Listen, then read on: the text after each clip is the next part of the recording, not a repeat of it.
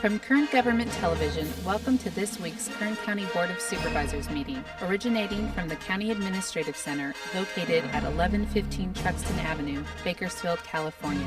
Kern County's vision is to create and maintain a customer-centered county government designed to garner the confidence, support, and trust of the people we serve. Today's Kern County Board of Supervisors meeting will convene momentarily.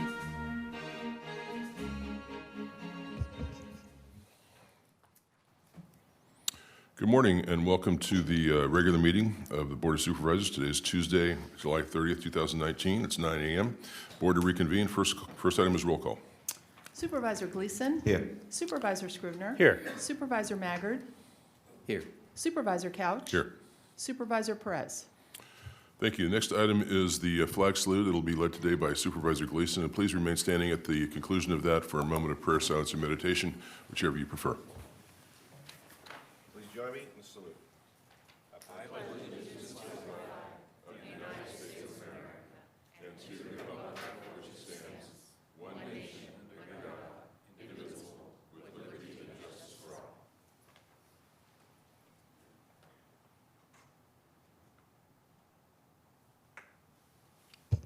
Thank you.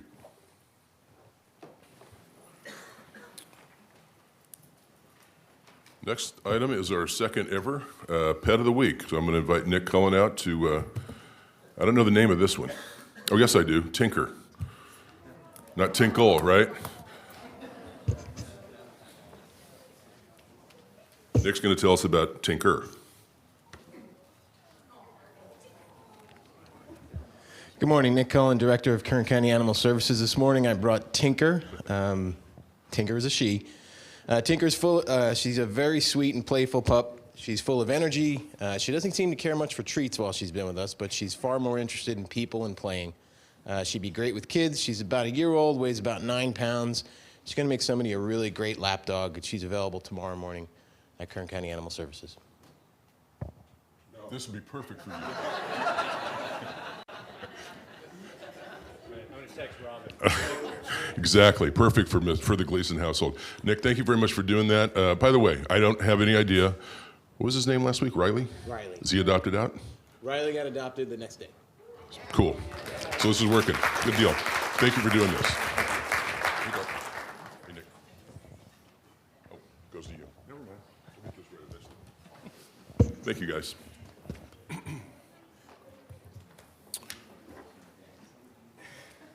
Next item is our consent calendar, but before we do that, I want to announce that we have an interpreter available today for anyone in the audience requiring translation from the proceedings from English to Spanish, or I guess if you just need to translate me. Sometimes I don't talk very well. Mr. Fernando Lopez. Fernando, come on down. We need to determine, I guess we should just ask if your services are needed this morning. We had a big, very large, very well-attended budget hearing last night, and you were here. Is there anyone here? I guess, Fernando, I'll let you ask that question. ¿Hay alguna persona que no habla inglés, solamente español? No one? Thank you very much for being here, Fernando. You will also be available, you might want to stick around just a little bit, but you'll be available to be in the chamber for anyone requiring to be an interpreter to address the board during the morning's meetings as well. I'll be here for the entire meeting. Okay, thank you. Okay, the next item is the consent agenda. All items listed with a CA or a C above the item number are considered to be routine and non-controversial by county staff. We can act on those all in one motion.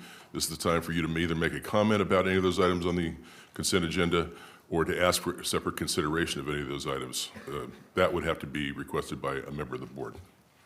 Separate consideration. The consent agenda starts on page 2, consists of items 1 through 3 and 7 and 8. On page 2, items 9 through 13 and item 16.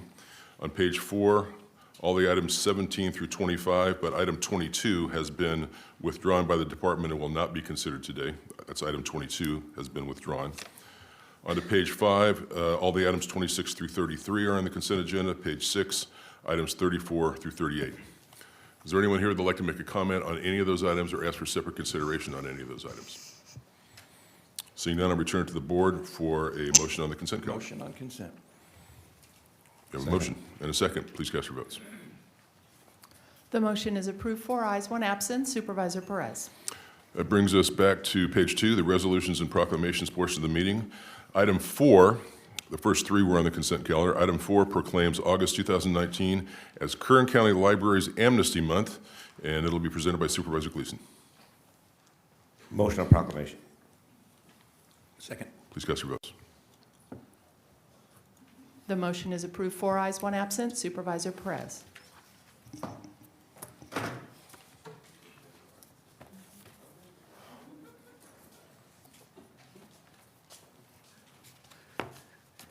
Thank you, Mr. Chairman. Appreciate it. It's a great opportunity to proclaim Kern County Libraries Amnesty Month of August 2019.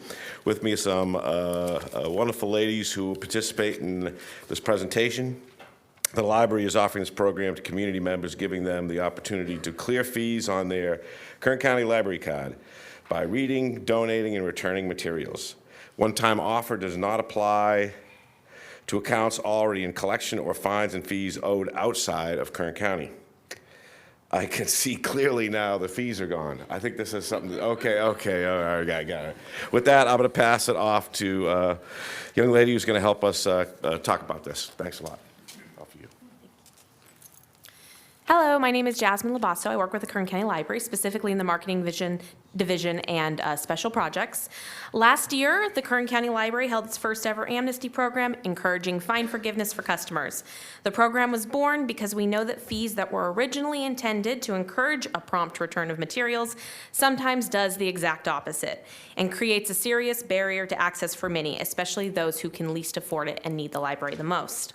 Last year's program resulted in the forgiveness of over $24,000 in fines, 119 lost items were returned, 3,142 books were read by children and teens, and most importantly, over 1,000 residents were reunited with their library. The program was well received by the community and is a part of the library's changing image, and this is one of many efforts that we are making to foster a friendlier culture of goodwill in Kern County Library and encouraging the community to rethink their library. We want to welcome Kern County residents back to KCL, and that's why this year we are offering the program even longer for the entire month of August, rather than a mere 2 weeks. Children and teens can read off their fines, adults can donate materials, all ages can return non-returned materials. We encourage our community to find out if their account is eligible for amnesty and to participate. One of the really fun things we did last year to promote the program, as Gleason alluded to, was to sing a ballad to our community about how we want to welcome them back to Kern County Library. And we're continuing our newly minted tradition of singing to the community. So I would like to end this with sharing this year's song. Ariel Dyer is going to serenade you with our song. So thank you. So I'm Ariel Dyer, this is Kristen Falls, and we rewrote the lyrics together. Ready? I can see clearly now the fees are gone. Ask at the library or look online. Open the doors to possibility.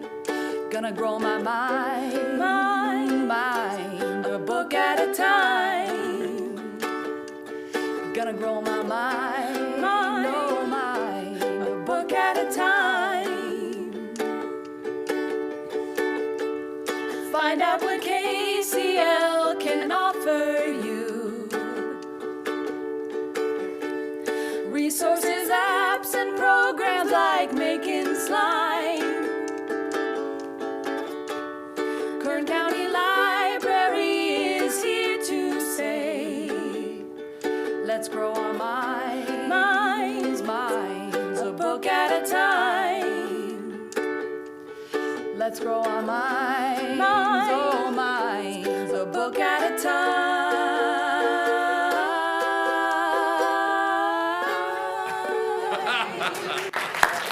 Thank you. Come on back, we're gonna get a picture. This is yours. And we're gonna get a picture right there. That gentleman can take a picture. Oh.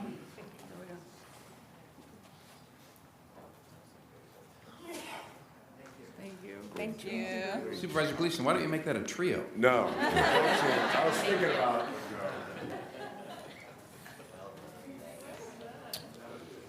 Well done. That brings us to item 5, which is public presentations. This portion of the meeting is reserved for persons to address the board on any matter not on the agenda but under the jurisdiction of the board. Is there anyone here that would like to make a public presentation? Yes, sir. Mr. Gordon, how are you today? Good, good.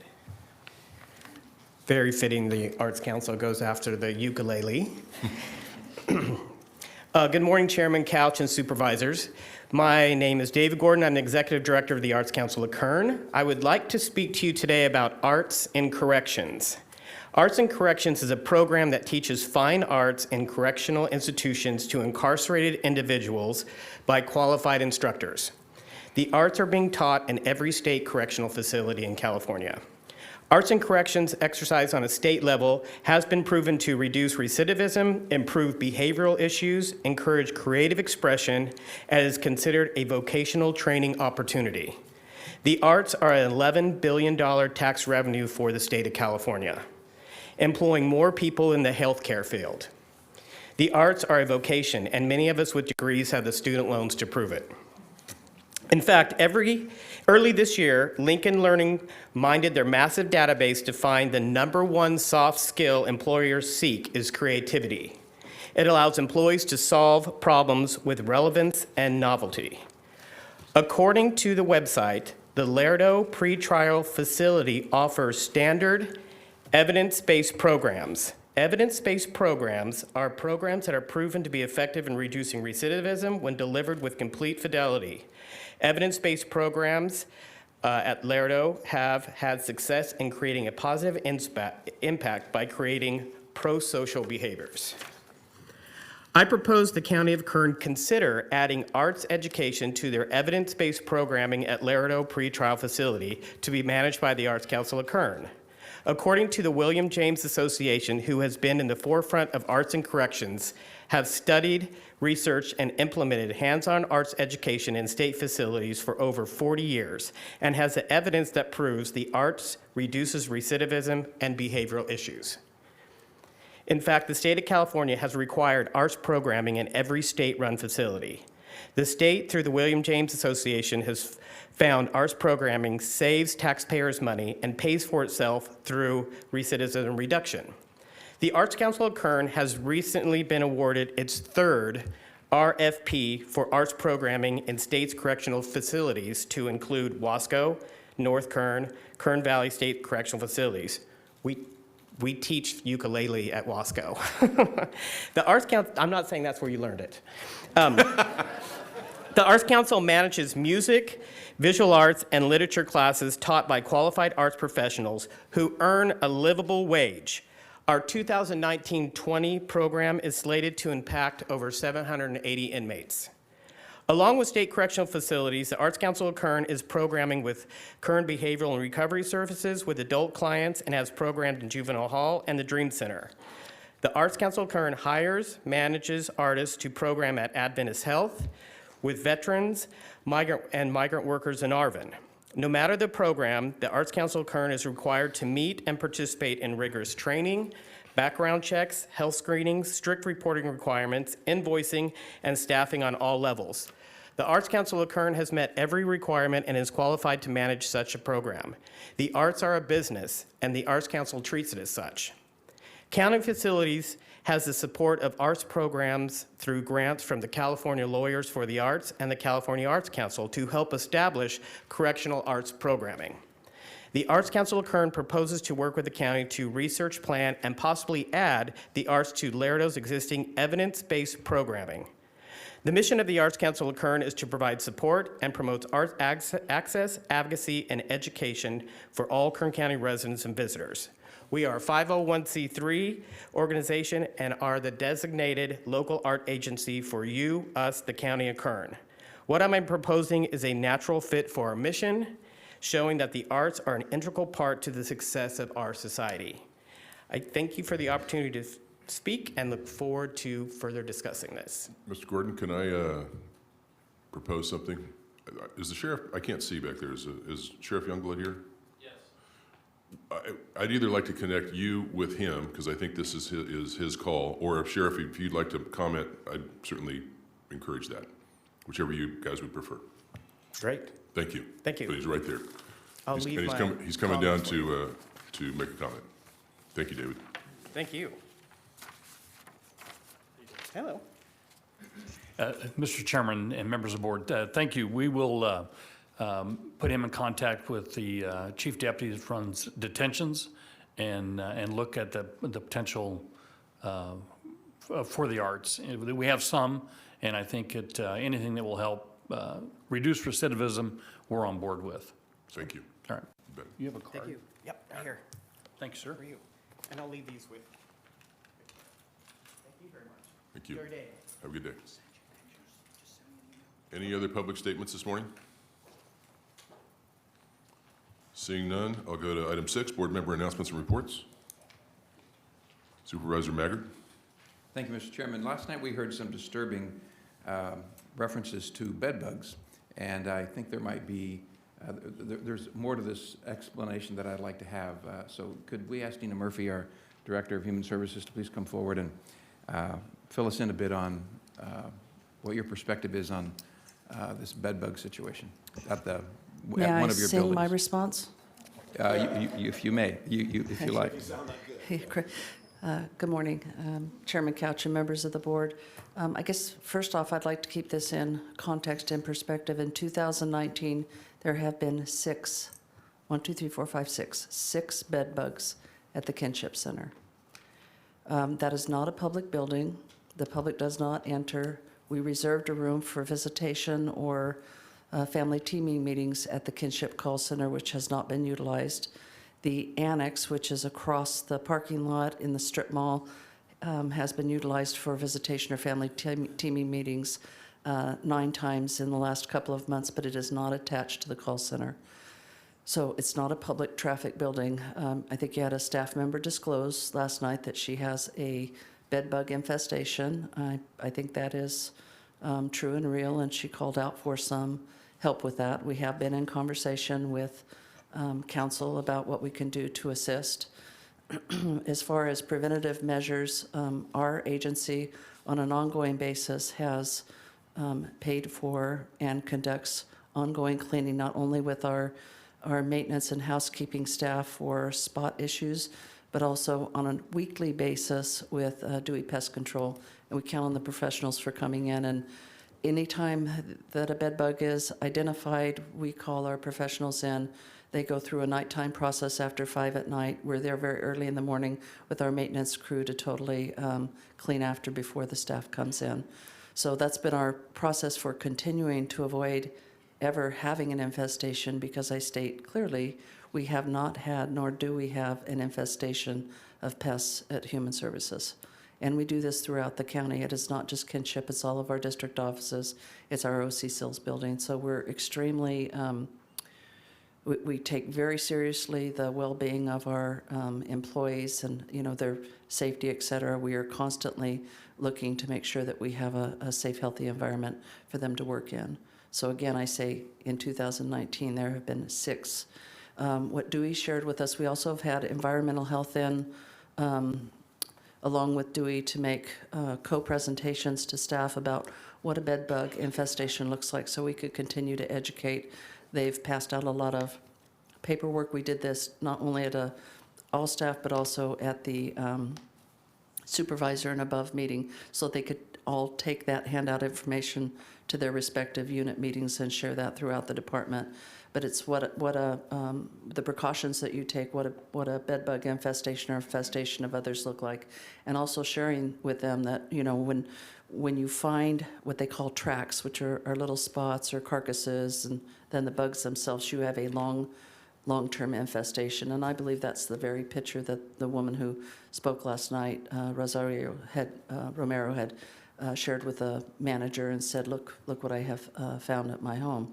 And so it's heartbreaking because, I'm sure that the treatment monetarily is an issue. So that's where we're working so closely with council to see what it is that we would be able to partner and do, because we have to look for the safety of the other employees who exist, but there's also personal responsibility, and these are taxpayer dollars, so that is a fine balance. But we will carry on with our education. We will help where we can. And I'm very proud of the fact that we have not had an infestation. So for me to share with you, I think, all kidding aside with singing, I think that's the rest of the story. Okay, thank you very much. Thank you. Thank you, Mr. Chairman. Thank you. I have one announcement. I believe tonight is the In God We Trust dinner, and I can't be there, but I wanted to pass along that that event is this evening and encourage those of you that can to attend. Seeing no others, we'll move on to item 14 under the County Administrative Office. This is a report on the 5-day Camping, Music, and Arts Festival known as Lightning in a Bottle, held May 8th through May 13th of this year. Mr. Alsop. Yeah, thank you, Mr. Chairman, members of the board. Mr. Hill from General Services, the CAO's office, will handle this item.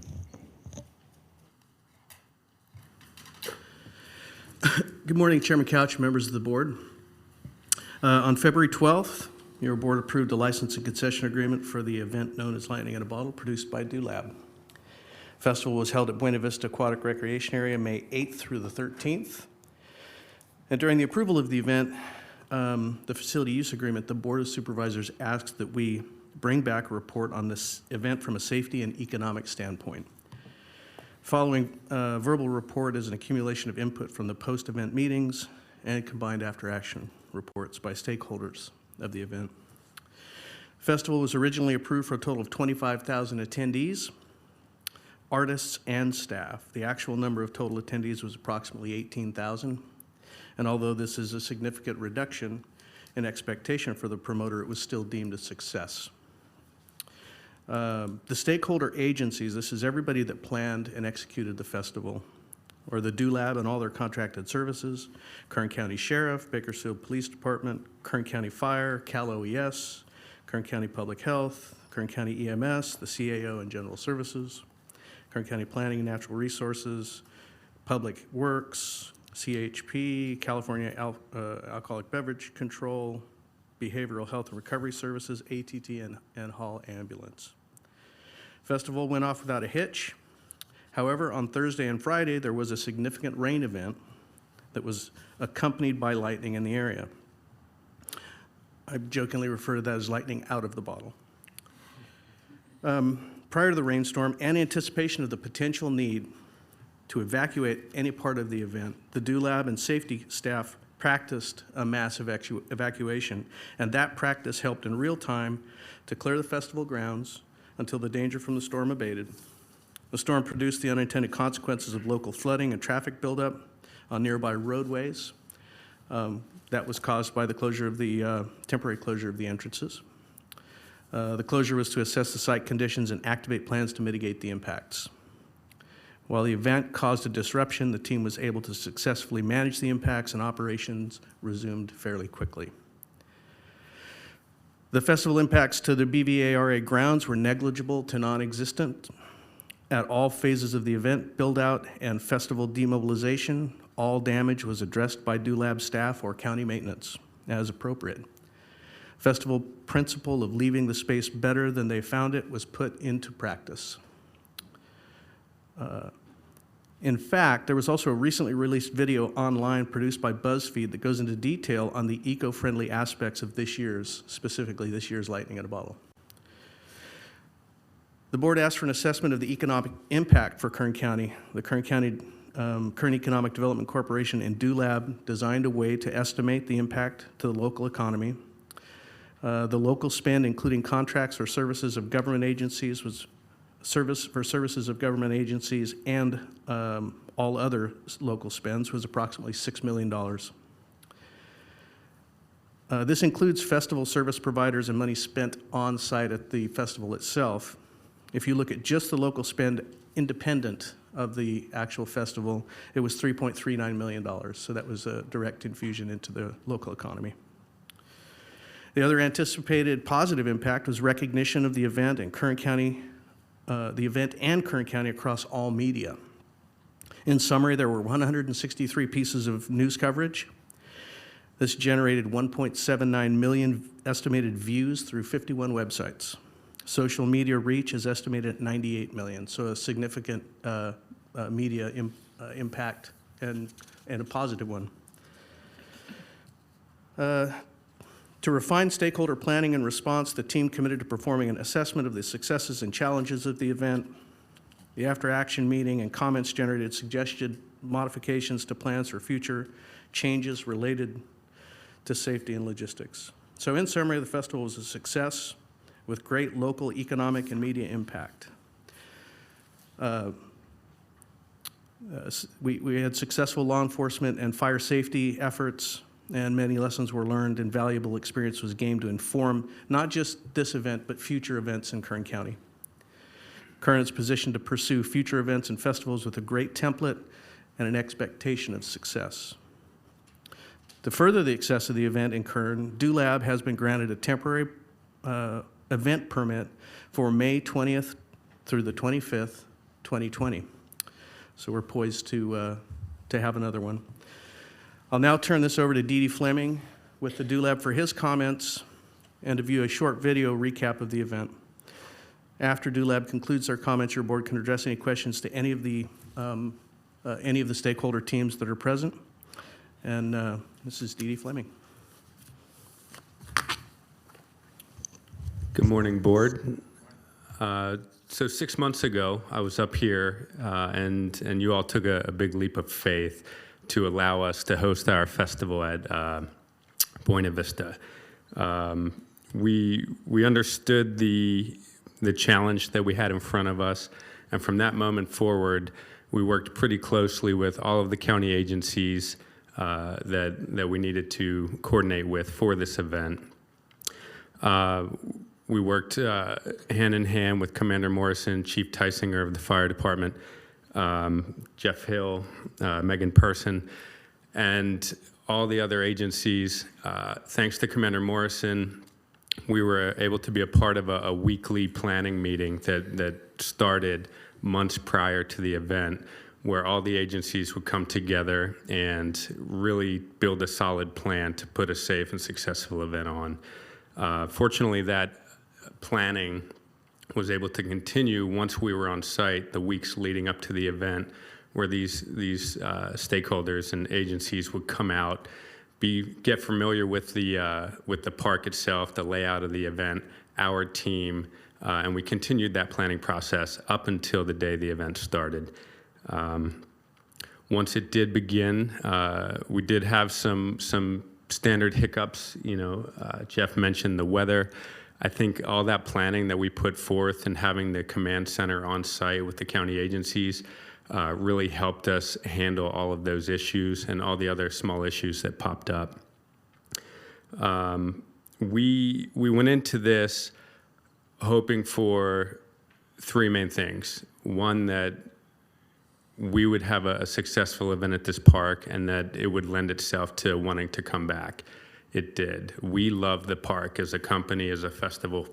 We thought it was a perfect place for this type of event.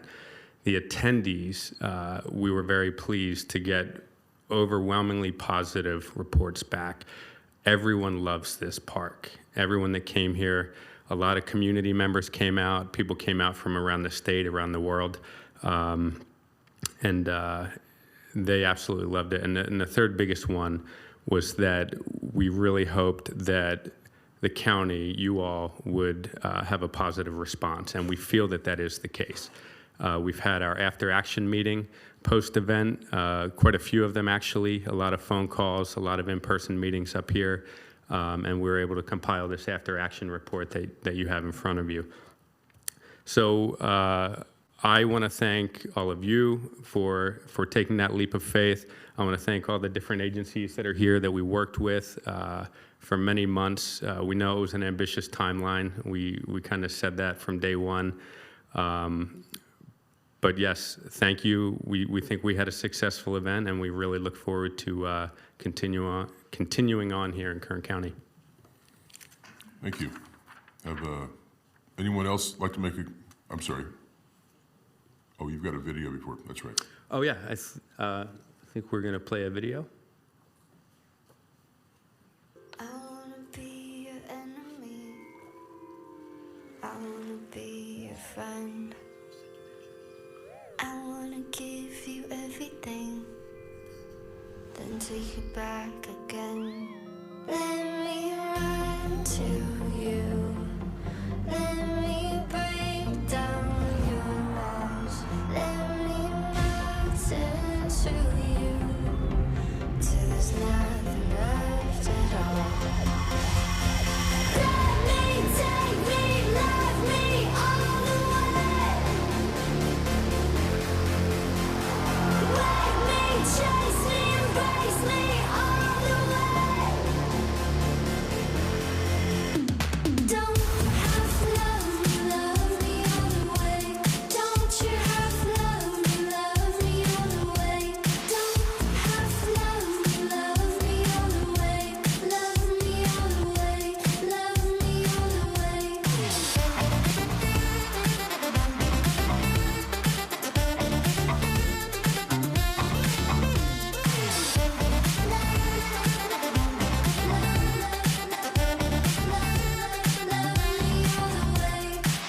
I'm running out of patience.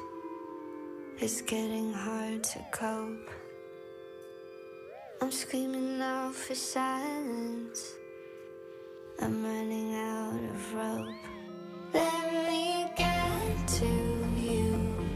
I need some wind in my sails. I would crawl to you with blood under my nails. Yeah, let me, take me, love me all the way.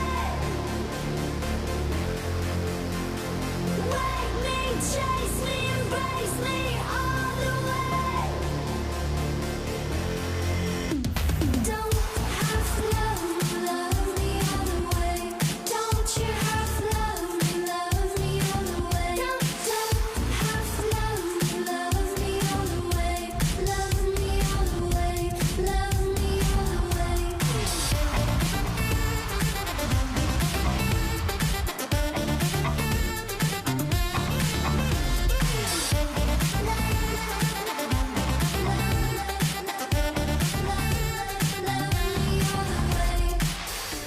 I'll take the first step. I don't care. Follow your heart. I'll meet you there. We'll make a circle. Stop and stare right through the dark. Don't have to love me all the way. Don't you have to love me all the way. Any follow-up comments before we open it up? Mr. Chairman, I was just going to say, yes, that was Lake Buena Vista, I think in a way that it's never been seen before. Any questions or comments from the board before we go to the public? Okay. Anyone here like to make a comment about this particular item before we return to the board? Seeing none, I'll return to the board. Supervisor Scrivener. Thank you, Mr. Chairman. That video shows what a fun and vibrant event that you had, Mr. Fleming. I went out there one of the Sunday evenings and got to walk around and just really was taken by how much fun everyone was having, and what a great attitude everybody had, and how well run the event was. And so we did, to some extent, take a leap of faith because it was the first time on you and on the event, and you absolutely met every expectation that we could have for a professional and well-done event. So I want to thank you personally for you and your staff and everything you did to make the event and make this partnership between us so successful. The other thing that video shows is what an awesome venue we have in Buena Vista, and Mr. Alsop alluded to that. I remember we were up here, oh gosh, what was it, about a year ago maybe, and struggling with the idea whether we were going to approve a concert venue, a festival venue, and there was some pushback from the neighbors, and we ended up not doing it. And lo and behold, we had the perfect venue already for this type of event in our own county inventory, as far as our parks department and our local assets. And so that the comments from your attendees talking about how much they really liked the Buena Vista Lake facility is great to hear, and we wish you a lot of success, and for us a lot of success in the future for future venues. Want to thank, of course, our staff for the excellent job that they did with collaborating with Mr. Fleming and his organization, specifically Jeff Hill. Thank you, Jeff. You really did a yeoman's job in coordinating all of this, and of course it wasn't without hiccups, but you managed all of them, and you really delivered for us. So I want to thank you for that, and Mr. Alsop, thank you for for your leadership on that as well. To fire and sheriff and public health, public works, everybody. There's so many to list. There was a lot of county departments that were involved in this. You all did such an amazing job with us. Commander Morrison and Deputy Chief Tysinger, thank you for your leadership. And so look forward to next year, and just appreciate everybody delivering and making this a success for this board. Thank you. Supervisor Maggard. Thank you, Mr. Chairman. Mr. Fleming, we had confidence in you, and you delivered. I'm grateful for that, and excited for the prospect for your festival going forward, and for the I want to echo the things that Supervisor Scrivener said without repeating them, but thanks to everybody who made this possible. Mr. Fleming, could you speak for just a moment as to the difference you see the change in the date of the event will make, and any implications from that? Yeah, absolutely. Traditionally, the event has been held over the Memorial Day weekend since its inception, with a few different a few times where we were forced to different dates. It's known as a Memorial Day weekend event. We were a little soft on ticket sales this year. We know it's a big challenge anytime you change a venue and you change a date. And we're very confident with now everyone really enjoying this venue so much. Going back to our original dates is going to have a big impact on ticket sales, and more people able to come out and enjoy the park and enjoy the festival. With your professional, critical eye towards talent, I'm sure you were impressed by our library department's ukulele presentation this morning. We're taking notes. Yeah, I was wondering if maybe you can have a ukulele stage next year, and we can, or not. It's up to you. Okay. Honestly, if when you watch the video, there's a lot of family activities. There's a lot of stuff like that.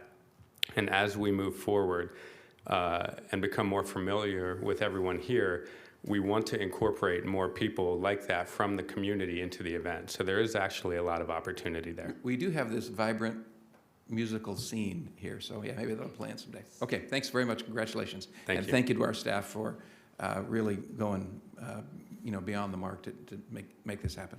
Congratulations. Thank you. One of the challenges I think they faced this year was the ingress and egress due to the roundabout project on 119 and 43. Do you have any information? Does Caltrans anticipate that will be completed by next year and won't be the obstacle that maybe it was this year? Craig Pope is probably more appropriate to answer that question. Mr. Chairman, the plan is to be done. What's that? It'll be complete by the time it of will. the event. Okay, that's good news. Yep. Thank you. Okay, that's all the lights we have on, or requests to speak. We just need a motion to receive and file. Move. Second. Please. I did. Please cast your votes. The motion is approved. 4 ayes, 1 absent. Supervisor Perez. Thank you. Next item is item 15, and it is a fiscal year 2019-2020 general fund and fire fund budget discussion. Mr. Alsop. Thank you. Mr. Chairman, members of the board, I was really impressed by I'm always impressed by the people that work at our library. It's good leadership over there, and the Bakersfield magazine, I think it was last month, came out with something that we already knew, which was a top 20, I think under 40. And 2 of the people at the podium, one with the ukulele and Jasmine, who was speaking, were on that list. We're 2 of the 20 here in the community. So congrats to them, and it's no doubt that they deserve that. Mr. Chairman, this is a continuation from yesterday evening. It's the 3rd meeting with your board to discuss the FY 2019-20 budget, primarily for the general and fire funds. And as you know, we have a similar discussion or another discussion with your board on the budget at the end of August. You have approved a preliminary recommended FY 2019-20 budget. You did that on June 25th. And today's discussion provides your board with an update to that preliminary recommended budget, and principally related to the final year-end fund balances and reserves related to revenues related to your property tax assessment roll here in the county. And with that, I wanted to invite our elected assessor and recorder, Mr. Lifquist, to the podium for his remarks on our county's assessment roll. Good morning. Thank you. Chairman Couch, members of the board. I'm sorry I didn't bring a dog or video, and no one on my staff plays the ukulele. I do have some good news. We turned over the local assessment roll to the auditor controller this year on July 1st. Our assessment roll this year is $99.3 billion, which exceeds our previous highest assessment roll, 2014, by $800 million. So we have a record assessment this year.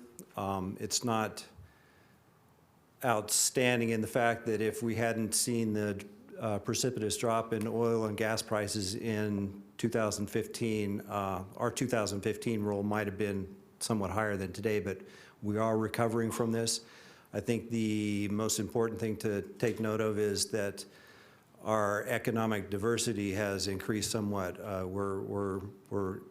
We have a record assessment roll, and oil and gas accounts for 16% of this year's assessment roll versus in 2014, 32% of our assessments were oil and gas. So we're seeing some strength in the economy and some economic diversity. Thank you, John. That's great news. Any questions for Mr. Lifquist? It was like music to our ears without the ukulele. Yeah. It's nice to have some good news finally. Come back anytime, John. Thank you, sir. Thank you very much. Thank you. Yeah, Mr. Mr. Chairman, it's indeed good news. Happy to hear it. Go on to the first slide here. I'd like to thank your board again for your strong proactive leadership during the last 3 years during financially challenging times. Under your leadership, the county has made tremendous progress toward fiscal health and stability. As always, I would like to also thank our department heads and our employees and our budget team in my office for all the work they put in to deliver today's recommended budget, along with all that they have done over the last 3 years following your board's lead in helping get our county into the fiscal position we find ourselves in today, with a little bit of help from a growing economy and a diversifying economy. Before I ask Ms. Anderson to my right from my office to walk you through our proposed changes from the preliminary recommended budget, I wanted to again speak to the overall budget proposal that you adopted last month. That preliminary recommended budget continues to prioritize public safety by allocating over $640 million to departments with public protection responsibilities, which is over $23 million or 3.7% more than last fiscal year. It strengthens the Sheriff's Department's operations, increases staffing levels, and provides solutions to address a national recruitment and retention crisis facing law enforcement agencies all across the country. And I will have more detail on that in just a moment. Facilitates continued growth in deputy ranks and fully funds another Sheriff's Training Academy, helping to put more deputies on the streets in communities across the county.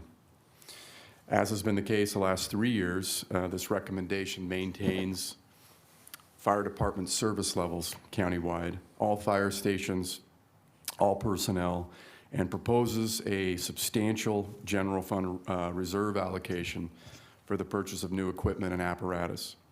Designates funding to address the homeless problem, particularly for the development of low-barrier shelters and services. This recommendation proposes the addition of nearly 40 case management workers at DHS to help address caseload. The recommendation continues to prioritize quality, safe recreational opportunities for our county residents through improvement and investment in parks around the county. It provides substantial new funding for improvement of county roads and expansion of mental health and substance abuse programs maintains library services, current year hours of operation, and continues our quest on spay and neuter programs for animal services. And lastly, it funds critical investments in business infrastructure, such as the countywide emergency communication system for our first responders that's in need of replacement, and a new payroll and financial management system that we are replacing. The overall county budget, again, is $2.9 billion, broken down the following ways. When you look at general fund, it's split into really two categories. One is, the blue side is really the discretionary revenue that you have available to make decisions on, at least in large measure. That's made up of discretionary revenue and carry forward. The other side are other sources, which are largely non-discretionary. This is a pie chart of the fire fund. They have a $151 million budget, and the blue small piece of pie there, hopefully growing smaller over the next few years, is a contribution from the general fund to the fire fund to balance. This chart shows your board and the public the pathway that we have been on since 16-17, and over the course of our financial crisis, shows you a deficit of $44.5 million in that fiscal year, which will be zeroed out with this budget at the end of this fiscal year, we're happy to say. The recipe for that has been reductions that have been made by your department heads over the course of the last, we're in our fourth year now. They've made $11.7 million in reductions, which has not been easy, and it's basically most departments with few exceptions. And use of fund balance carried forward. So department reductions were, guideline mandated reductions, which have been done, totaling $34.2 million over the last 4 years. The use of fund balance carry forward, which played a significant role over the last 3 years in dealing with our budget deficit. That's a credit, again, to department heads who have done a very good job with their business planning long-term, conservative spending, restrictions on hiring, slowing the pace on spending. It's all been by design, but those two categories have helped us out of the mess that we found ourselves in back in 16-17. We're also proud to say that we have relied less and less on reserves to manage our structural deficit. That's always been a goal of ours. Obviously, we have to be prepared for future emergencies, future fiscal challenges. There will be future fiscal challenges. We believe having a strong reserve ready to go to meet those challenges, to bridge to better times, is important. And we've used far less reserves than we had initially planned on using over the course of this, of your board's four-year mitigation plan. Mr. Alsop? Yes, sir. Can you give us an idea of, I've forgotten, what amount of reserves had we planned on? What was in the plan way back when, and what amount did we end up using? Yeah, I can't remember what 50 million. I think we are down, pardon me? Yeah, 36. We're using 36 as opposed to 50. That's the difference is left in reserves, and again, that's been by design, and I think that's good news overall. Does that answer your question, sir?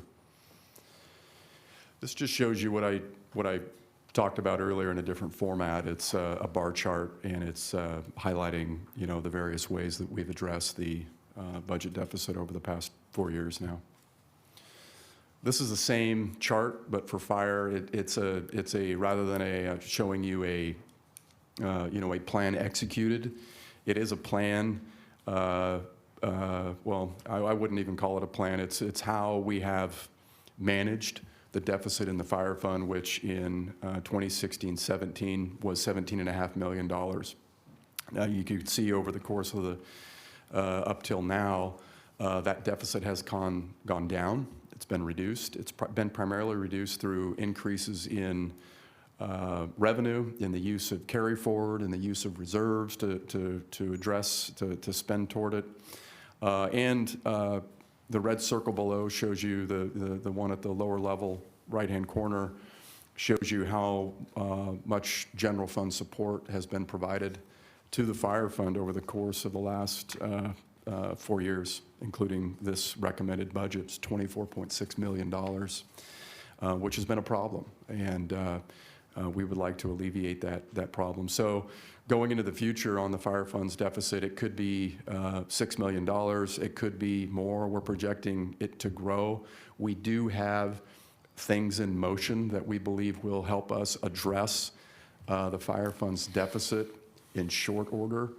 And we'd like to see those things through fruition. We are discussing, in discussions with our fire union, in mediation with them on some items, as you know. And we, as you know, have a new fire chief who is creating a long-term plan to get his department into a position of financial health and sustainability. And we're going to continue to provide all the support that we can to him to reach his goals and objectives on those items. So just a quick overview of fire. With that, I'm going to hand this over to Ms. Anderson of my office to talk a little bit about some of what Mr. Lifquist alluded to and some of the changes from preliminary budget that you adopted in June. Good morning, Mr. Chairman and members of the board. At the July budget meetings, we provide your board with the closing fund balance carry forward from June 30th and the final property tax revenue estimates based on the assessor's final assessment roll. We then rebalance the funds and make the adjustments to the preliminary budget based on critical needs and board priorities. A main goal is to align one-time resources such as fund balance carry forward to one-time costs and ongoing resources such as property taxes to operational costs. The county ended fiscal year 18-19 with a net fund balance carry forward of $38.7 million. This amount takes into consideration rebudget of projects that were incomplete at year end and reestablishes budget savings incentives, or BSI, of over $18 million. This net amount is available for allocation to the fiscal year 19-20 budget. We have proposed the following one-time cost for this resource: adding approximately $9 million of new major maintenance projects, of which $2.8 million, or 28%, is related to parks improvements, and another $6.9 million supports preventative maintenance and critical reconstruction needs that have been deferred through the fiscal crisis and will result in increased costs if not addressed. Adding the cost of $6 million towards the replacement of the county's HR, payroll, and financial system, an increase of $2 million in designations for your board's priority of new homelessness initiatives, adding or increasing a $2 million designation for your boards for designations related to various approved economic opportunity areas such as West Stars, Oildale, Arvin, Lost Hills, Renew Biz, and countywide blight remediation.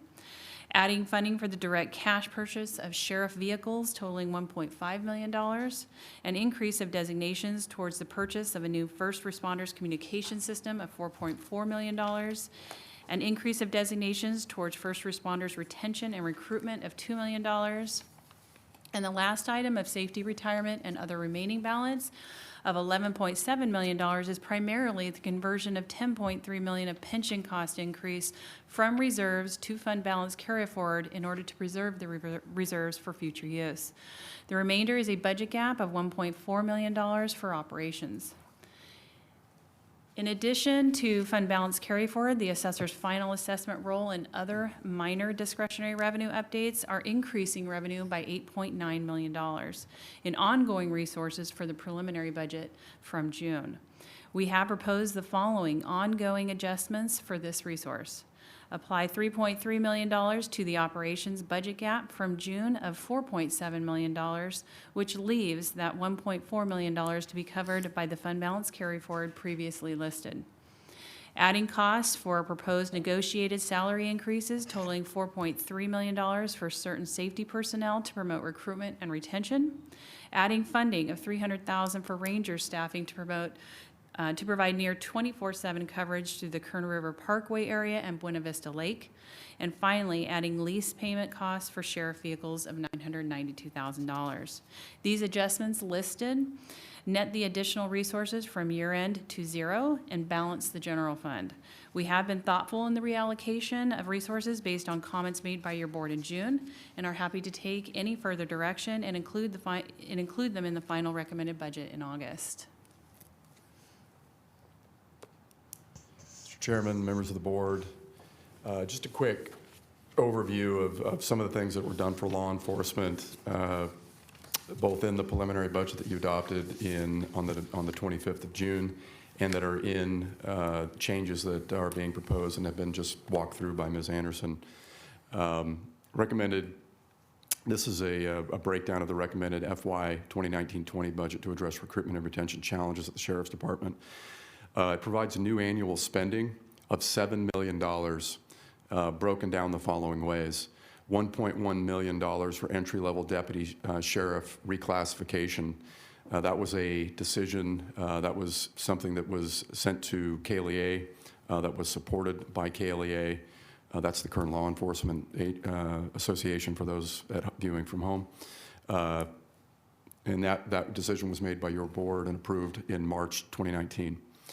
It also provides $1.8 million toward a salary step increase for all sworn detention officer positions at the Kern County Sheriff's Office.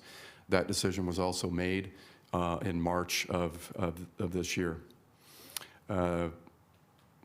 We've added funding of $850,000 for 3 new watch lieutenant positions and have approved the filling of a 4th, providing the sheriff 4 watch lieutenant positions for operational oversight throughout his service area. That was a request of the sheriff. And elevating base pay, annual compensation for all sworn deputy ranks at the Kern County Sheriff's Office of $3.3 million. That is really the meat and potatoes of the proposal recently announced by your board last week that has been sent to the Kern Law Enforcement Agency for their feedback and hopefully approval. It also contains new one-time spending of $3.3 million. We're proposing a $1.3 million for a new training academy for the Sheriff's Office, and setting aside in designation $2 million as a special reserve designation for recruitment and retention bonuses to be used by the county and by the sheriff at his department to address, again, business challenges that he's having recruiting and holding on to deputy positions. But overall, this is a total proposed new annual and one-time spending for this fiscal year for the Sheriff's Office of $10.3 million, almost entirely to address really what has been termed as a crisis by both the sheriff and union representatives, and it really is a major challenge, not just here in Kern County, but all over the United States.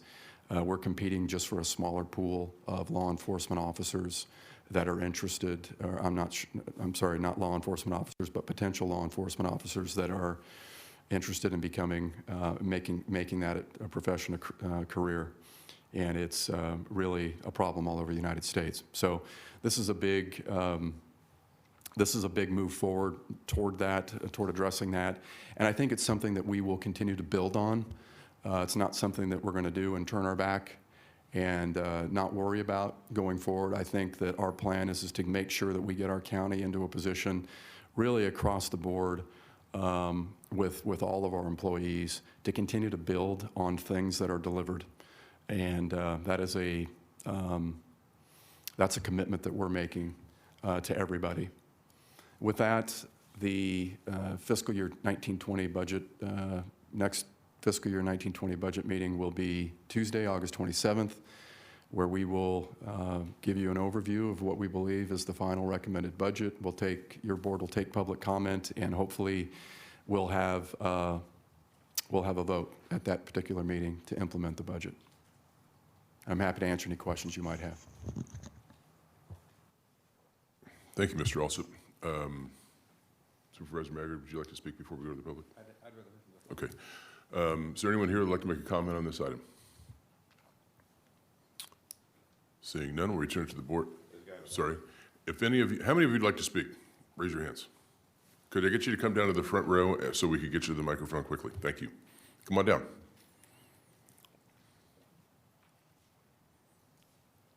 We're going to strictly enforce the 2-minute rule this morning.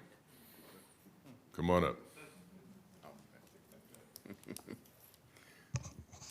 Oh, yes, good morning to our beautiful board and our chairman.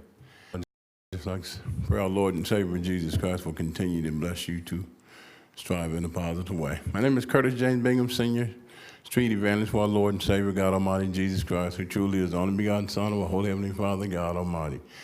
I would just like to say we got a 1% success going on downtown with Bakersfield Finest, and in 10 years, it's worth $1 billion to them. And all they got to do now is collect it because it was voted in by the people. And you have a beautiful servant here, our sheriff, Donnie Youngblood, who the Lord has made a prince, came in with the same ideal. The same thing could happen for them. Just like you got $200 million coming from the casino in 20 years, you could have $1 billion yourself coming in if it's voted in by the people. See, and sometimes people don't look at the figures, but you can actually have $1 billion coming in to help the sheriff department, the public, and many other things that you're trying to do. I would love to see that happen for you. It unties your hand and give you plenty of other things that you can do without having to worry about our law enforcement. They are our leaders out there. They got the death jobs, death, and we need to do everything we can to support them. So seeing this come up for them to try to get this 1% in, it is worth it because it's worth $1 billion in 20 years, or $500 million in 10 years. And all you got to do is collect it. The $200 million for the casino, we got to put out for it. If you just get this thing elected in like Bakersfield Finest did downtown, all you got to do is collect it. Bless the public, bless the law, everybody wins. So this is something we got to really take a good look at. Another thing I would just like to say is eventually somebody's going to have to put something up to where you can just automatically start putting in a percentage that the public needs to pay to help keep the law going. That crime out there ain't playing around. It's getting bigger and bigger. The PG&E, the water company, the gas station, anytime they want to raise it up, they raise it and we just pay it. So somebody going to have to truly do something for our leaders because they got the desk jobs to just, we're going to automatically put it in where they can get the increases automatically. Yes, sir. I appreciate what you're saying, but could I ask you to bring that to a close? Oh, yes, sir. Well, I'm just saying that it's a way to get the money in because I see success all around here. Thank you. It's just a money issue, and that's the way to carry it. Thank you. Pray God bless you. Thank you, Chairman. Thank the board, and I pray God continue to bless you. I love you guys. I love my law enforcement, and everybody is trying to make everything work positive. Amen. Thank you. Who'll be next? Good morning. Good morning, board members. Gustavo Aguirre with Center on Race, Poverty, and Environment. Thank you for last night's meeting and providing the translation. It was great. Just to mention on that all the residents that came out are collaborating with us either through Comunidades Unidas in South Kern or in the north with Lytle Avenue, which they are aware of the right-of-way. Supervisor Couch, I communicated the news to them so they know. I think last night's request from them was to allocate funds to pave the street. So thank you for that, as well as Los Hills for the. I think the general comments were that thank you for collaborating with us, but we understand that there are a lot of projects that community want to see happening, and I think last night's request was for the board to allocate funds for that. And just not to take a lot of your time, this is an updated version of our request, including the streets that the Committee for Better Urban mentioned last night. I didn't investigate it. It was Harris Street, but I think it's on Ranch, and you can find it. So it's an updated version of what we provided previously to your board. Thank you, Gustavo.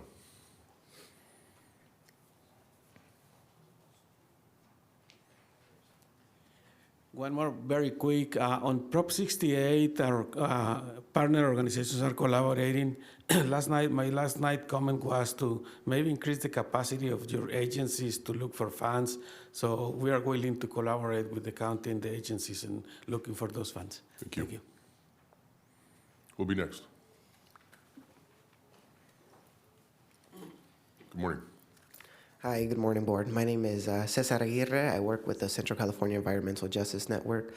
We are also a part of the CU and would like to reinforce the comments that were made last night at the hearing to continue investing in disadvantaged communities throughout Kern County, especially in their streets, to make sure kids have a safe way to school and make sure that the roads are safe for use of pedestrians and disabled people. So I'd like to thank you for your investments and what you've done, and I'll also ask for you to continue the investment in the communities of need and disadvantage, and the communities like Lost Hills and Shafters, the Mexican colony, the ones that have been bringing residents and coming up with interest and wanting to better their community. So thank you very much from part of CCEJN and the CU team from Building Healthy Communities. Thank you.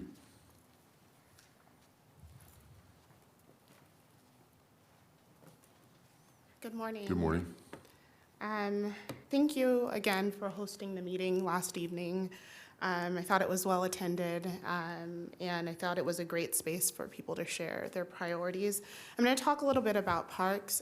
First, we're very grateful for the parks investments to Casa Loma, Greenfield, and Mexican Colony. These communities that we're working with really want to see investments. And we're also really grateful for the $250,000 that each of the Board of Supervisors will get to receive and invest in parks at their discretion. We hope that the document that Gustavo shared, that you're willing to look through the different park investments in the different districts. We find that I can speak for Leadership Council, when we have community meetings, we often ask, what are your priorities in your neighborhood? More recently, we had that discussion, and parents often say that they're wanting more investments in their parks so that their family can spend the day at the park. One issue that I've also heard more consistently is the condition of restrooms at the park. And so if there could be money to address those issues and maybe have more staffing to monitor the parks more frequently. Also wanted to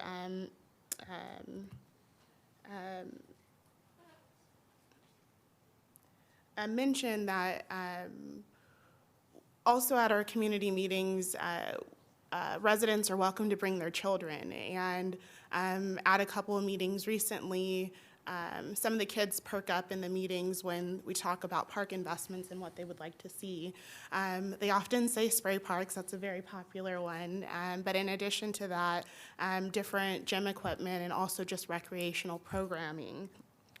And so we would ask, similarly to what was presented this morning, that there is an annual and consistent amount of money going to one department. We would like to see more consistent funding going to Parks and Recreation to really start to see even more investments in communities. Thank you. Thank you, Ms. Culver. Who's next? Good morning. Good morning, Chair, Supervisors. I'd like to touch on the point of flooding that was brought up last night. Last night, we mentioned that Rexland was a community that we work with, and we met with them. We had a community meeting in Rexland, like Yinka mentioned. We've been holding community meetings in preparation for the budget hearings to hear from community what are their priorities, we ask. And so in Rexland, it's always sidewalks because it floods when it rains. And we understand, know that it's an issue not only particular to Rexland Acres, but in anywhere where there's a lack of infrastructure. We know a lot of the desert communities also lack infrastructure. And so it's an issue when it rains. And so when we suggest the county take a countywide flood risk assessment is not only for the communities that we work with in particular, but we're taking a more holistic or a broader approach to our ask in that way. So we really hope the county takes that suggestion for future budgeting or future analysis that you would choose to do. In our budget community meetings that we had last Thursday in Rexland Acres, like Inka mentioned, we encourage folks to bring their children.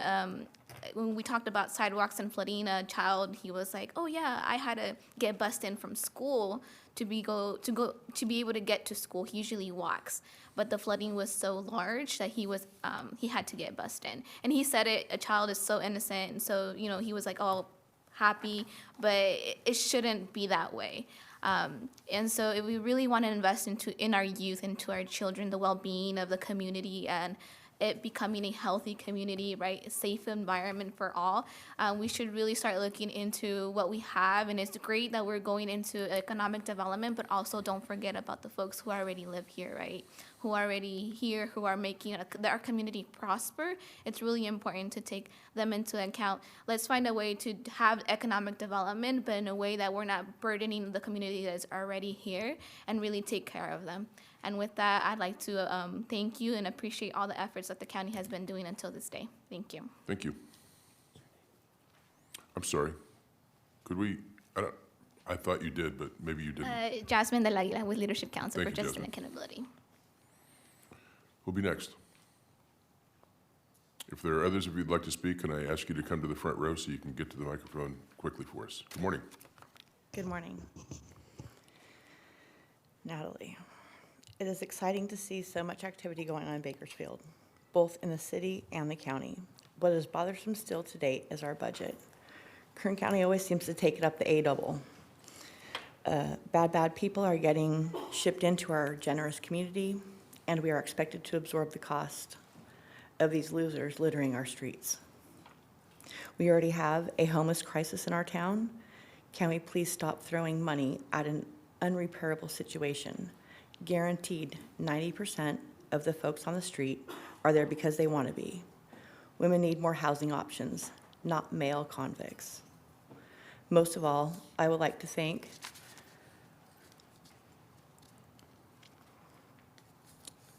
all of you whom have helped out the Ridgecrest earthquake victims.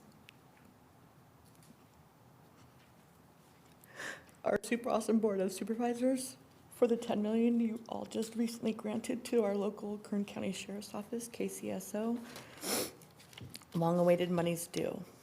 Moving forward, let's ensure our first responders, i.e. the fire department, is also allotted their cut of the pie. Few folks realize how difficult their job is. Not only do they wake up all hours of the day and night, their uniforms are very heavy. People, please register to vote. Mr. Supervisors, thank you very much for your generous consideration, and go Condors. Thank you. Any other public comments on this item today? Seeing none, I return to the board. Supervisor Maggard. Thank you, Mr. Chairman. I want to thank the CEO and your staff for your work on the budget thank you. I want to thank the CEO and your staff for your work on the budget and for your being responsive to our directives about making sure that we're providing for the hiring of the growing of our staff in the Sheriff's Department and the retention of those staff members. So I appreciate your help with that. There is no more vexing issue in the daily lives of people in at least the greater Bakersfield area of Kern County, and I can't speak to the other areas because I'm not in them on a daily basis as I am here, but that there's no more vexing issue than homelessness. And this budget contains a couple of initiatives to help us with homelessness, a $2 million special allocation, and we have also directed you, Mr. Alsop, to be involved in an effort to assess and evaluate the effectiveness and operation of the Homeless Collaborative. So could you speak to those two issues a little bit and what is on tap for the $2 million and what's going on with the Homeless Collaborative? Yeah, thank you, Chairman Couch, Supervisor Maggard, members of the board. The budget proposal that we have provided you does contain a recommended $2 million for your board to determine how, where to spend that. We'd like to target low barrier shelters and services as a goal. That has been something I know that your board has been interested in addressing, and the budget allows your board to do that, I think, this fiscal year and beyond. One of the things that we've been working on with the city of Bakersfield and the various homeless service providers who are part of the Kern County Homeless Collaborative has been to finalize a series of proposed changes that or actions that we believe will strengthen that collaboration and to direct a more really coordinated effort toward addressing homelessness as we go forward. It is continuing to be it's a growing problem. And so we've been in talks for about a month and a half, and we've got a plan that we are working through and trying to finalize with the collaborative.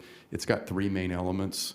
The first element is the creation of a new nonprofit public benefit organization that will serve as the fiscal agent and the continuum of care for the homeless collaborative. That includes receiving all of the HUD funding and planning grants, and then receiving and dispersing local, state, and federal local, state, federal homeless funding. That would be a change from where we are today with the collaborative, the continuum of care, and fiscal agent has been the United Way, and so we are working both with the United Way again and other service members to create a standalone nonprofit public benefit organization. Second element is hiring up professional staff.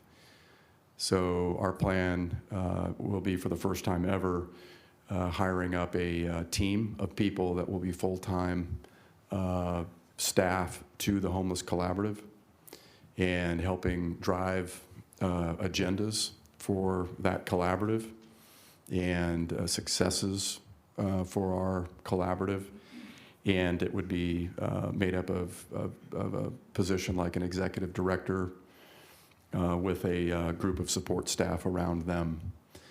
And that will be a change from the past, where we've had really the staffing has been people who have had other responsibilities beyond just homelessness. This would be a staff completely and fully dedicated to dealing with homelessness, with offices. And so that's the second element. And the third is the creation of an executive board that would work in tandem with the Kern County Homeless Collaborative. That would really be the board that would make decisions on who that staff will be. They'll have appointing authority for that professional staff, and really the executive board will be accountable to hold the staff accountable for meeting objectives long term. And that would be a change. So those are three main elements of this plan. We believe that these changes will provide significant benefits to the overall community effort toward homelessness, and we're in the throes of finalizing it. We're talking to most of the collaborative board tomorrow. We have talked with a great deal of them already, and we're making some headway, and we're going to be bringing this plan back to you with a more detailed presentation, possibly with some slides, so that your board can understand it and contemplate it, and hopefully be in support of it.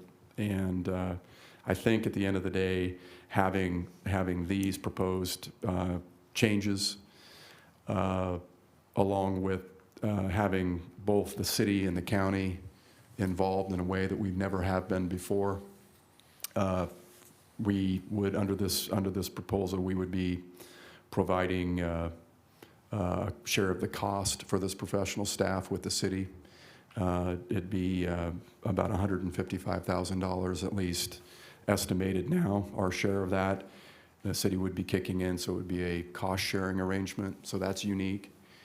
But we believe having these elements in place and setting aside the funding that we're setting aside, having the city positioned the way it is with their sales tax measure,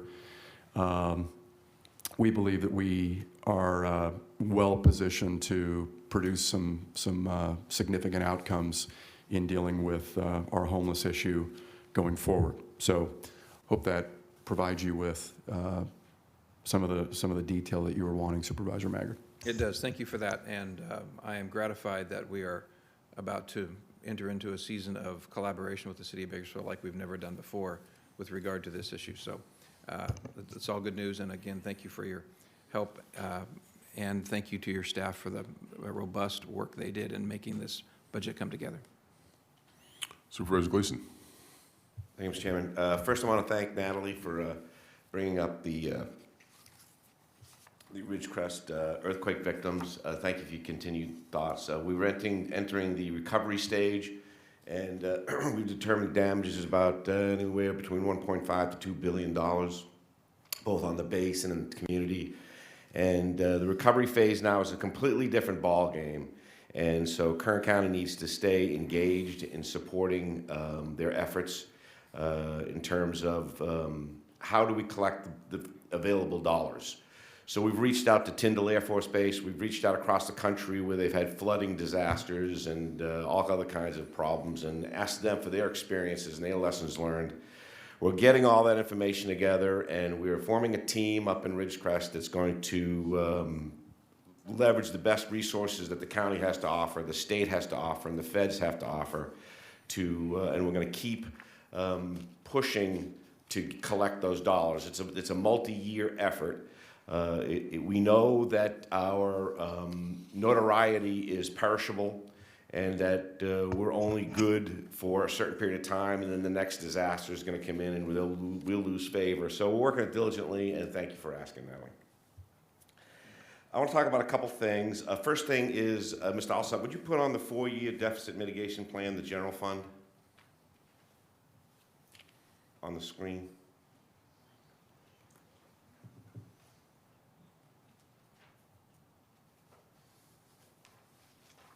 Yeah, that's the one. You look down there, a couple columns down. This is how I look at a lot. There's a lot of good information on this one.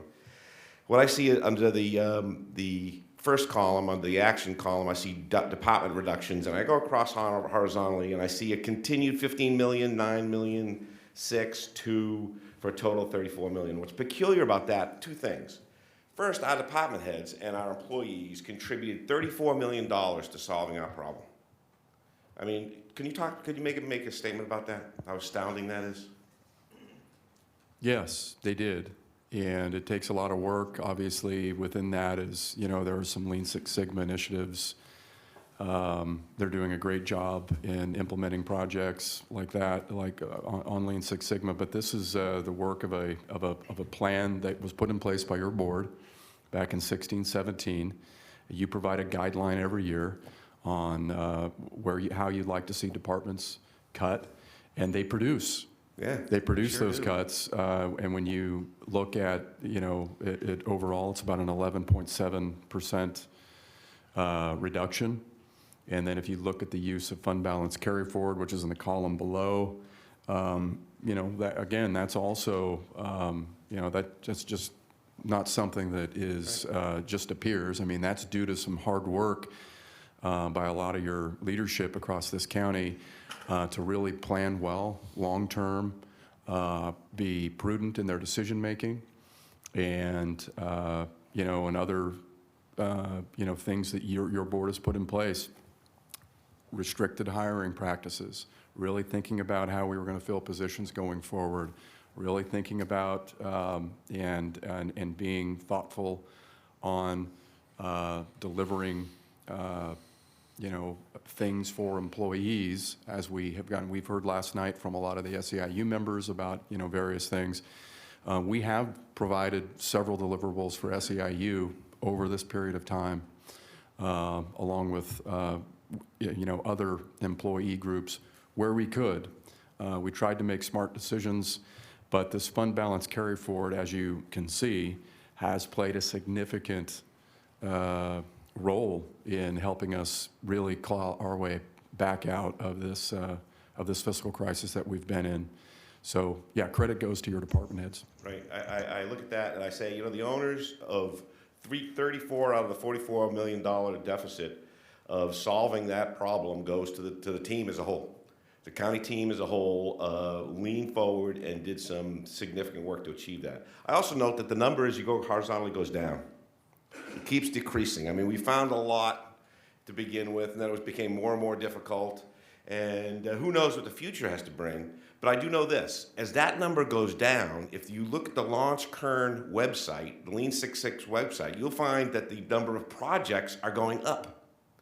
So as the dollars are going down, the projects are going up. What that tells me is that we're right in the sweet spot of where we need to be, because the focus of Lean Six Sigma is not dollars necessarily, it's customer satisfaction and it's efficiencies. It's becoming a better organization, and not always are great organizations defined by dollars.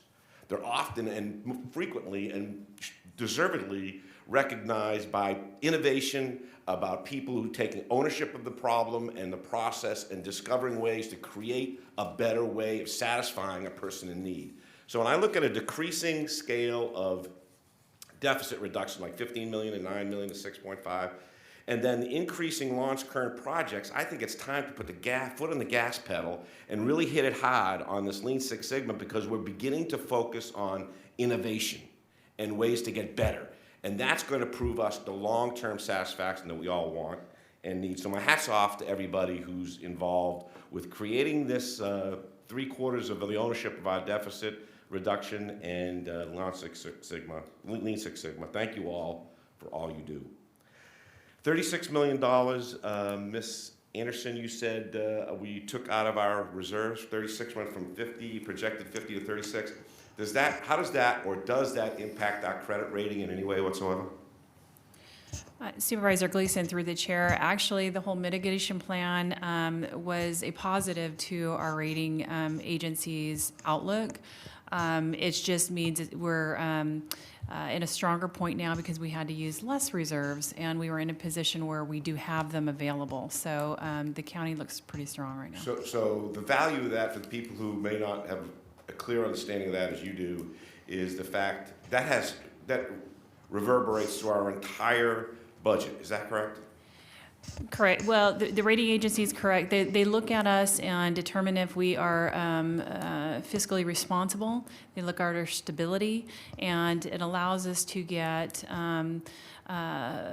financing at a lower rate than what it would if we were irresponsible and not prudent and those types of things. So they are looking at us positively at this point. Perfect. Outstanding. Mr. Alsop, could you change the slide, please, to the law enforcement budget slide? That one, right there. That's a phenomenal story. I think that is I don't know how we did that. I'm amazed at the work. I know it's work. We did that because we worked with the sheriff, and we listened, and we recognized that we have to do something. We took inputs from the union, we took inputs from the sheriff, and we delivered a budget that is the best we can possibly do to satisfy the law enforcement crisis that we have in Kern County. It's remarkable. I'm thrilled that we're able to do that.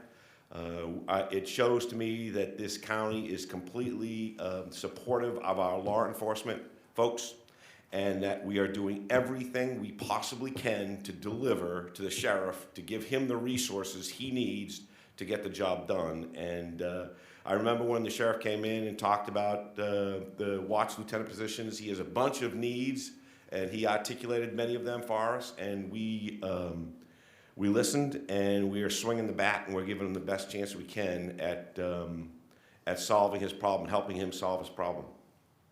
I think it's remarkable. I think annual spending, $7.0 million. Wow. One-time spending, $3.3 million.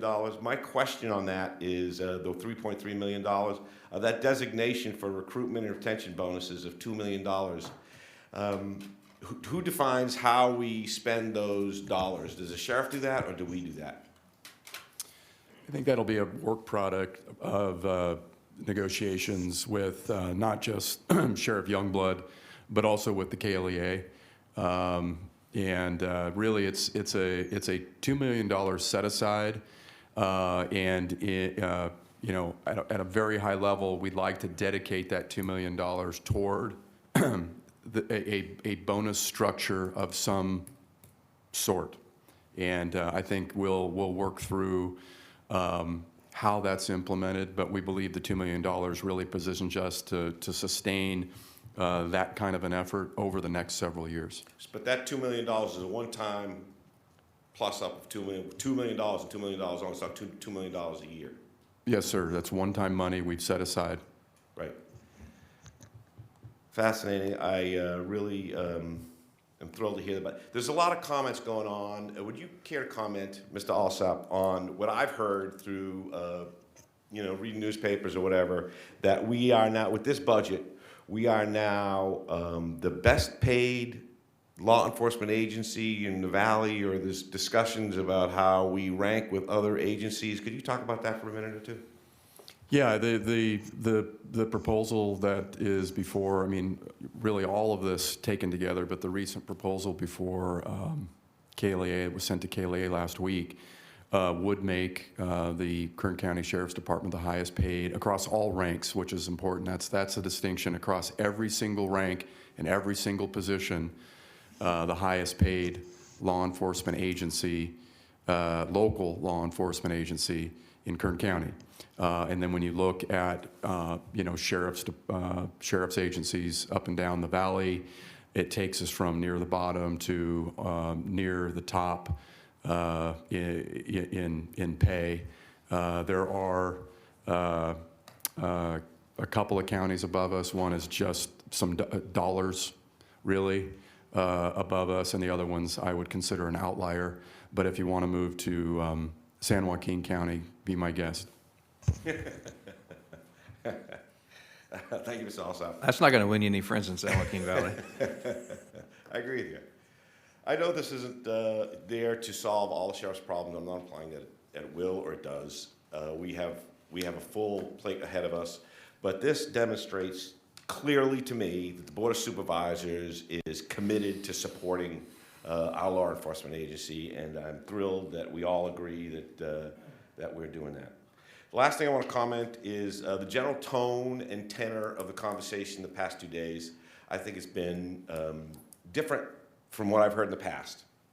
The employees seem to resent the fact that they have not had a pay raise in a number of years, and they voiced that completely, and I heard it, and we all heard it. But the tone in which they said that, it was different from what I've ever heard before. It had more confidence in us as a team. It had more reflection. There was more understanding of our situation, and I just sensed, you know, there were issues we have to resolve. There are places we need to go to fix, but I was thrilled that as a whole, I believe that our employees understand that we do consider them to be our sacred trust, and that we are working with them as best we can in every way possible.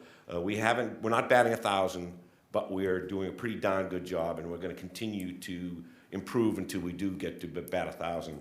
But I just thought it was remarkable. My hat's off to the employees, all the employees of every rank and every level of our county. They're the ones who are sharing the load and doing the job, and I'm thrilled to be this job is easy when you have department heads as good as we have and employees as good as we have. That's all I've got. Thank you very much.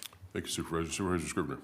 Thank you, Mr. Chairman. I don't mean to be repetitive, so I'm gonna try not to be, other than just to, I think, stress a few important points, and that's the success story that I think is closing this 4-year budget gap, this $44.5 million on schedule, with less cuts to departments than we had anticipated at the time. Instead of 15%, I think we're under 12%.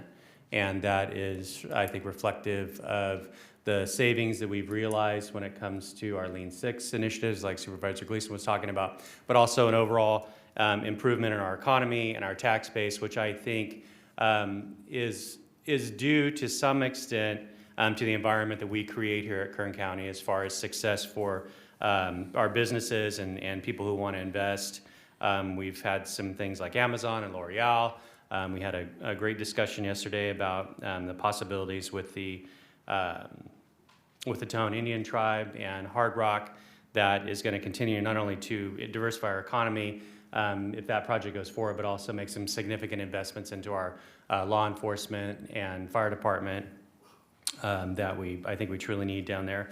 I want to thank staff, as always, for their tremendous work that they do on this budget, but not just putting the budget together, but putting a budget together that I think reflects the priorities of this board and our community. The kinds of things that this board has established that we want as deliverables, the retention and recruitment issues that we're seeing in our sheriff's department, balancing quality of life, some significant investments in our park system, in the homelessness problem that is becoming a bigger and bigger story every day throughout the state. And so that's how this process is supposed to work. This board listens to the community. This board sets priorities and goals, and then our staff delivers with a budget for this board's consideration and approval that reflects those goals. And so we still do have challenges with the fire department budget, as we know, but I think that our chief and our CAO's office is doing a great job in trying to plot a course for us to achieve success and ultimately close that budget gap. And they also, that fire fund has also benefited from some of the increases we've seen in property taxes. And so look forward to, I think, what do we say, August 27th, is that the next round? So look forward to any additional input that we receive between now and then, but thank you to staff, and appreciate what I think is a very successful budget discussion and proposal you presented us. Thank you. Thank you, Supervisor. I'll close by just saying thank you, and I'll echo the thanks. You guys have done a great job. Nancy, Elsie, you guys are not going anywhere. You're where you are. Just get used to that. Thank you for the people that came today and spoke. And I sincerely appreciate the fact that you put down in writing, here are the things you would like to see. It's much easier for us to understand and work off of when we see that. So please continue that.